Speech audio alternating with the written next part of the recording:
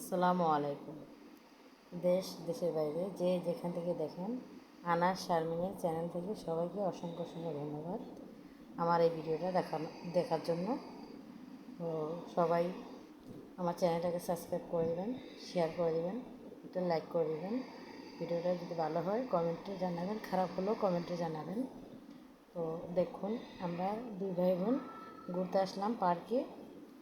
এটা হচ্ছে নারায়ণগঞ্জ বালুখালী পার্ক। আমার ভাইয়া গাড়ি চালাচ্ছে, সবাই আমাদের সাথেই থাকুন, দেখুন। আনাস শারমিনের চ্যানেল থেকে ব্লগ ভিডিও পাওয়ার জন্য সবসময় চ্যানেলটাকে সাবস্ক্রাইব করে রাখবেন, যাতে সবসময় নতুন নতুন ভিডিও আপনাদের মাঝে উপহার দিতে পারি। তো আমাদের পাশে থাকুন। অসংখ্য অসংখ্য ধন্যবাদ। আসসালামু আলাইকুম।